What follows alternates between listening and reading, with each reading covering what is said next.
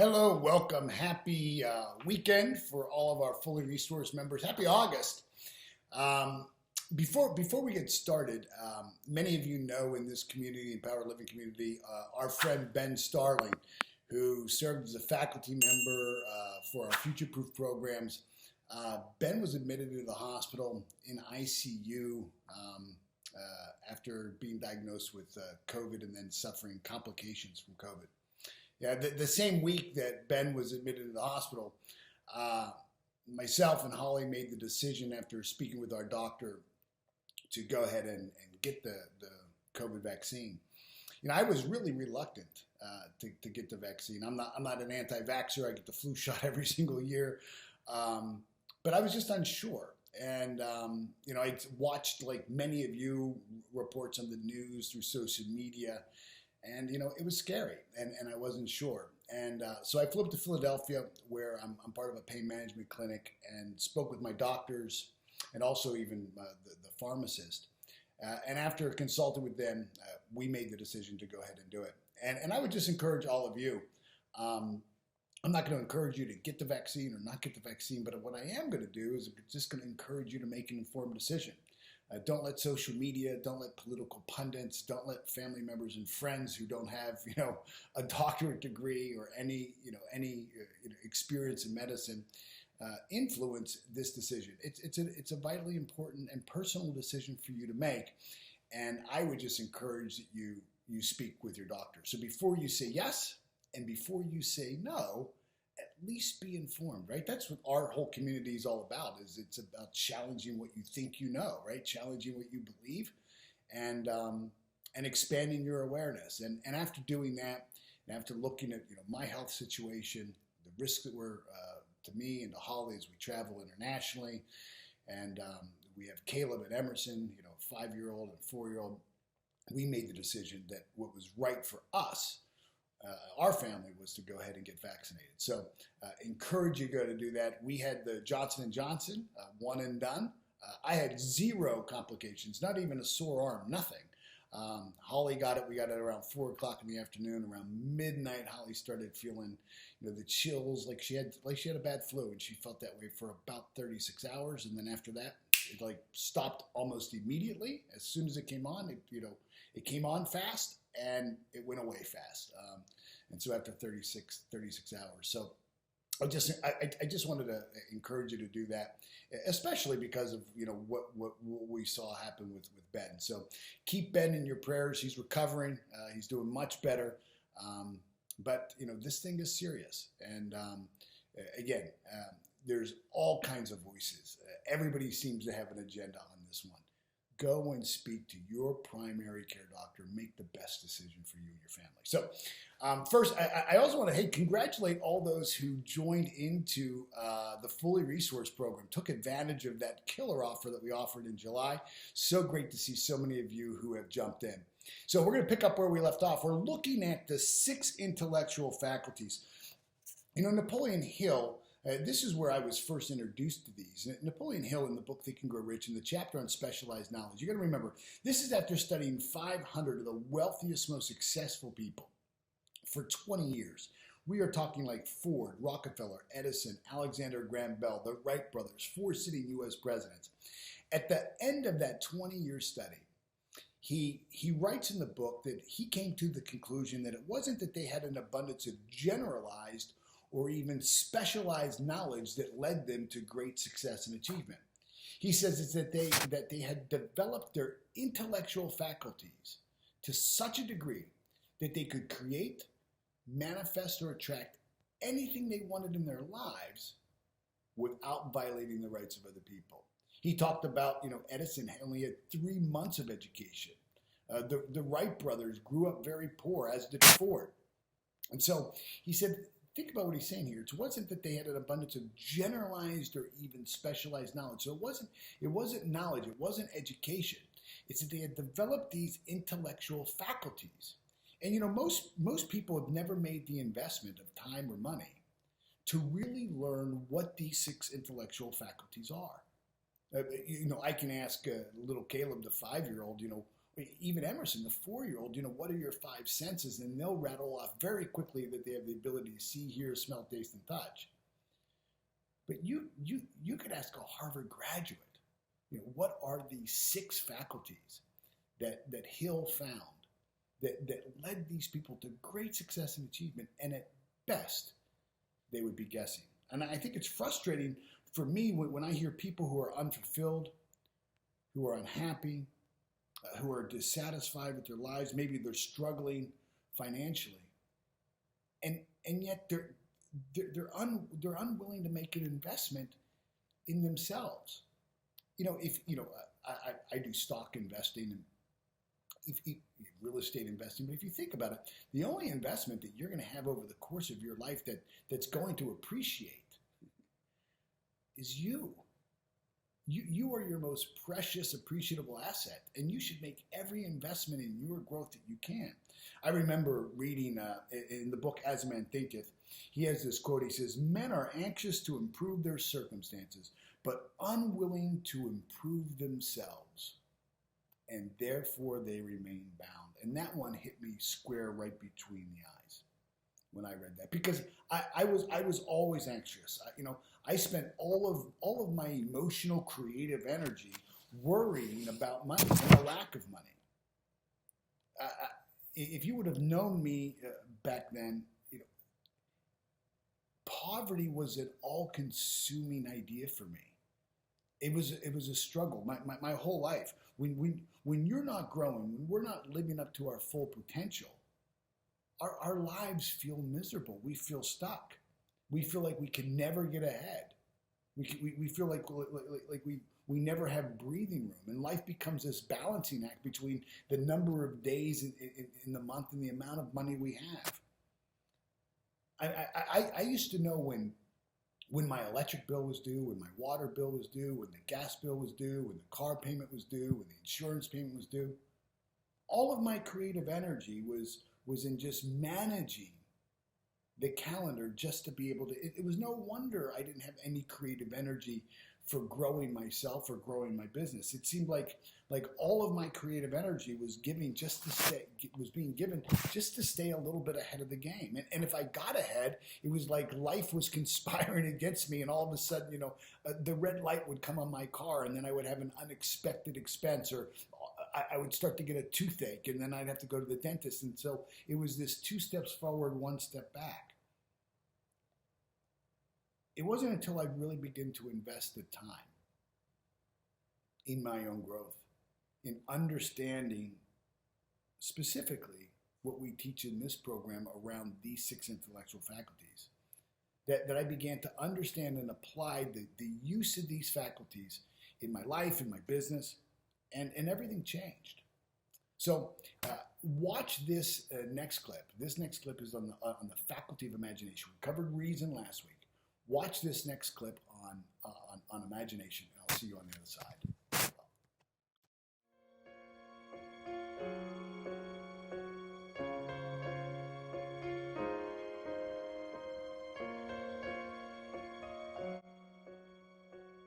Okay, if you're listening to me now, it's because this is either your very first time listening to the program, and I asked you to go through it once without doing any of the exercises and just allow the teaching to become anchored in your subconscious mind, so that when you go back a second time and do all the exercises during the teaching, as I instruct you to do, the teaching and exercises will feel familiar, and you'll be able to go deeper into the exercises than had you just done them while listening the first time through. So if you hear me, it's because you either doing that, going through for the first time, or you've just completed the exercise and you're ready for your next teaching. Whatever you do not go forward in the program from here if you haven't done the work I've asked you to do. If you have to stop because you've had a bad day and you can't do the exercises, then stop and come back another day. If you've gotten stuck during the exercises, go back and listen to the teaching before the exercise and give that part of the teaching another listen, and see if you hear something new this time, something that shifts your awareness so that you can complete the exercise. just don't quit on yourself. I know from doing programs like this and creating programs like this, the chances of you coming back and doing them are slim to none. So please, for the sake of your dream, for the honor of what is emerging from your soul, you deserve the growth that this part of the program can give you. Okay? Now, let's look at the next intellectual faculty, which is the imagination. Edison said the imagination is the great workshop of the mind. Our ability to imagine beyond what our conditions and circumstances project into our awareness may be God's greatest gift to us. As far as we know, man is the only creation that has been given this faculty, this power to literally design a life beyond what we are experiencing. You'll never be driving past a field of cows and see one of them jump up on the fence with all great of excitement and say to the other cows, hey, we don't have to be cows anymore. We can be elephants or tigers. We can become anything we want to become. At any moment, no matter what is going on in your life, in this world, you can simply close your eyes and see into a future of your own making and begin at once to create it. Sadly, what most people create are images of lack and limitation. And then they think it's an accident or a curse when it shows up in their lives, never knowing that they created it all along. We want to use our imaginations to build the mental model of our perfection. Every time you use your imagination, you are impressing what you imagine into the mind of God, into God's universe, which serves as the fertile field of your possibility. It's as though you are handing God, the universal power of all creation, the blueprint for exactly what you want. Now, you may be like me and find it difficult to see images on the screen of your mind, and that's okay. You don't have to have the picture. You can have the feeling tone of what the picture would be if you could see it. Just as I cannot draw a beautiful picture or paint a beautiful painting, I'm not gifted in that way, but I've hired artists to paint things for me that I have hanging inside my home. In fact, sitting on the wall behind me as I was writing this program were two beautiful panels of artwork, each about 10 feet tall, 3 feet wide. Now, I couldn't paint them in a million years, but I could sit down and with the artist, design them.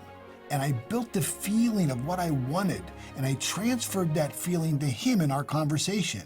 And he created what he saw from what I told him I was feeling. And when I got these shipped over to me from Holland, they were spot on. So you want to give yourself some time and really work with this image or the vibration of this image. I think most people quickly build it and never go back to refine it, never challenge it for clarity and purpose. What I'd like you to do now is to stop the recording. As my friend Roddy Galbraith would say, he'd say, just give it a go. Take a piece of paper and write at the top, the life I'm imagining is. The life I'm imagining is, and then just let it roll. Write out what you see or would love to see. Write out what you would be feeling if all of this were fully present in your life right now. Would you feel proud and confident, grateful, accomplished, self-assured, calm, peaceful, blessed, relaxed, certain? Think of the 5 areas of your life again, in no special order. Your spirituality. What would you love your life to look like in this realm, in your spiritual awareness of your oneness with God? Do you long for a closer, more powerful relationship with God? Your life with your primary love relationships. What would your relationship with your spouse or life partner look like and feel like? With your kids, with your siblings, and your close friends? Your life in your physical body temple. Do you want to be more flexible, stronger, free from pain in some area? Your life in the free flow of time and money. Do you long to have true freedom to be able to do what you want, when you want, and with who you want?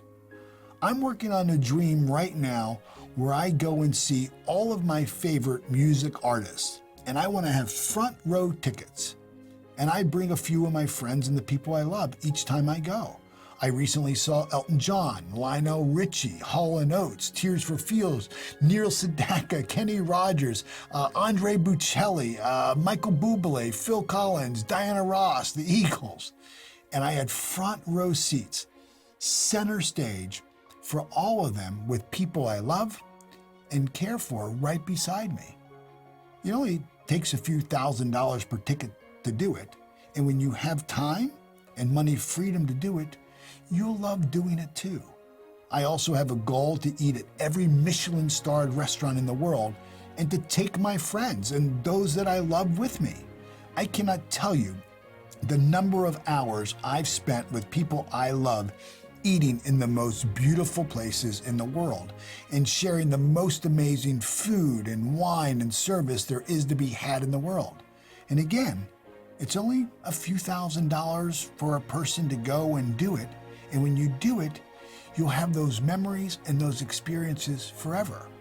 I'll be honest though, there was a time in my life where I never believed I could or I would ever spend that kind of money on those kinds of things.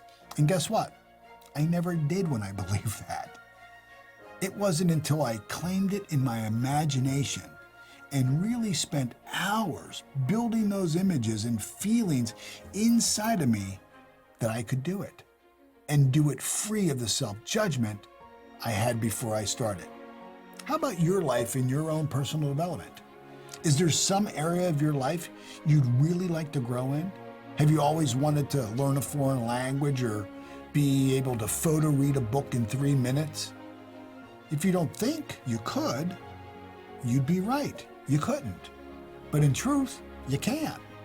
And I know a guy who could teach you in just a few days with about 6 months worth of practice. Off you go. You'll be reading a page every 2 seconds. See, the killer of imagination is reason.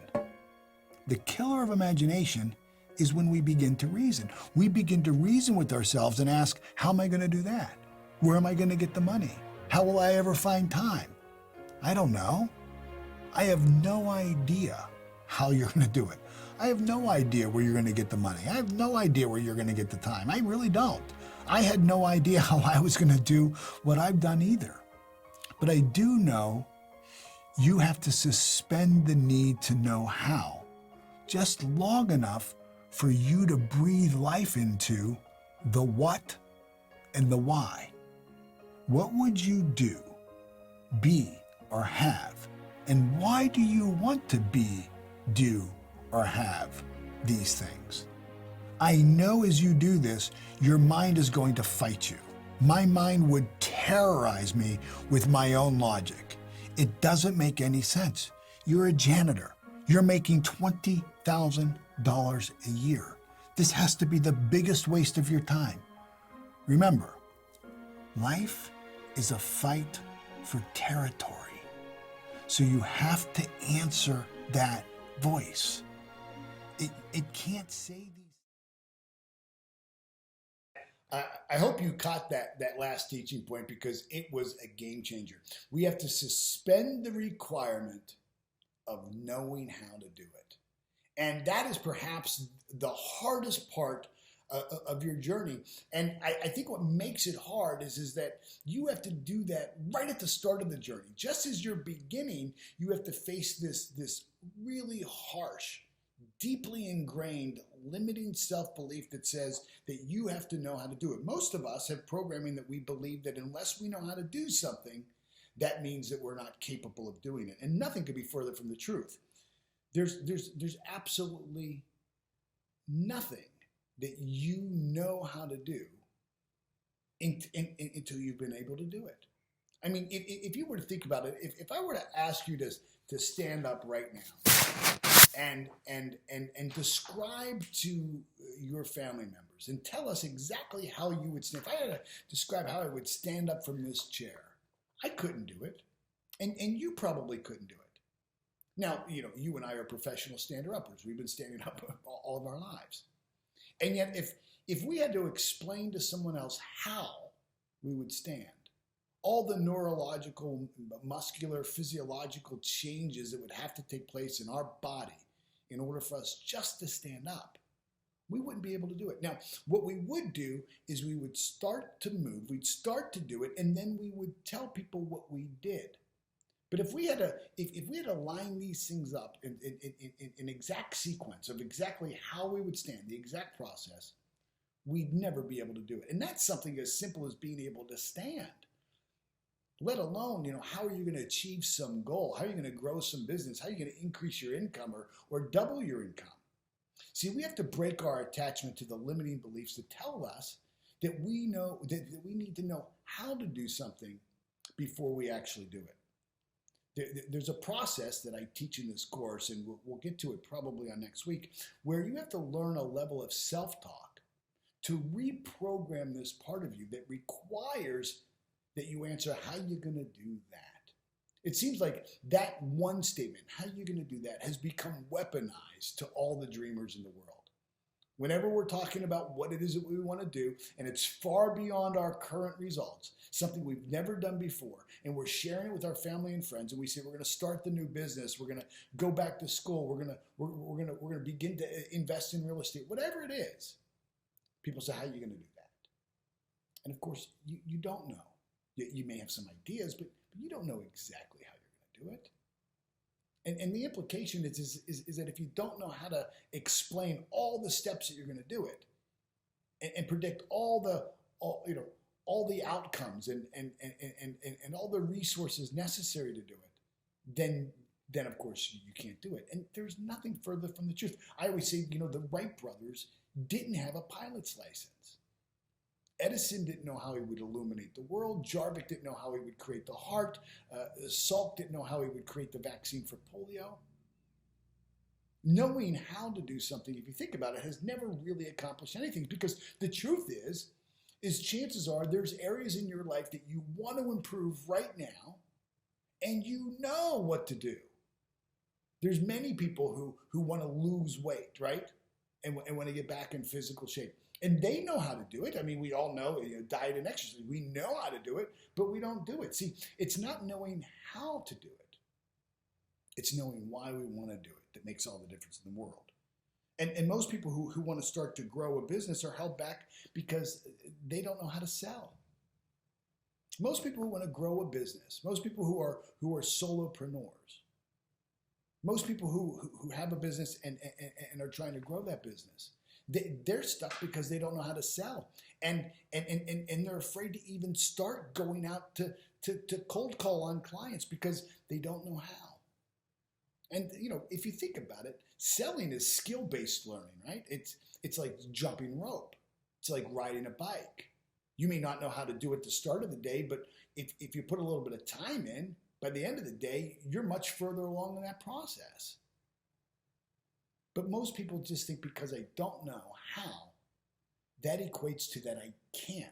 They think the lack of awareness of how to do something is somehow connected to their potential. And the two are not connected at all. There are many things that you don't know how to do right now, but you have all the potential to do. And selling is one of them. In fact, if you're an entrepreneur, if you're a business owner, you have to be able to sell in order to increase your livelihood. Even if you're not in sales, maybe you're in a management position or clerical position, learning the skills of influence and persuasion are critical to be able to get ahead in today's world, to be able to sell your ideas, to sell your perspective, to sell your way of thinking, to influence the outcome. And so if you're stuck in the limiting belief of I don't know how to sell, I want to invite you to a 4-week free course starting next week with yours truly, taught live on Zoom. There's nearly 2,000 people who have already enrolled in this. Jump into this 4-week program and learn how to do something. You can go from having no knowledge, no understanding, no process, no system, no skill, to the end of this 4 weeks to begin to feel confident, to have a level of certainty, and to begin to improve your results. If you just completed the 4-week course, I guarantee you, if you attend the course, apply yourself during the course, do the things I show you to do, the way I show you to do them, the number of times I encourage you to do them, I guarantee you will increase your sales. If you just take the free course, free, costs you nothing. Click on the link below, enroll in this course. You will be so glad you will do it. And I'll tell you, you'll be surprised that even though you didn't know how to do something in week number 1, by the end of the first session, you'll already have an understanding of how. You already have an understanding of how. Now, you'll have to improve on that skill. There's deeper learning there, and there's more for you to learn. But you'll see how you can go from no awareness in an area that might be holding you back to investing just a couple of hours, and bang, everything changes. And then all of a sudden, that limiting belief begins to lose its foothold in your life. And then you begin to think, wow, if I could do that, maybe I can do other things. Please, click on the link below. It's a free, complimentary, costs you absolutely nothing. Live on Zoom with me, 4 weeks, 90 minutes a session, content, Q&A. You'll be really glad you did this.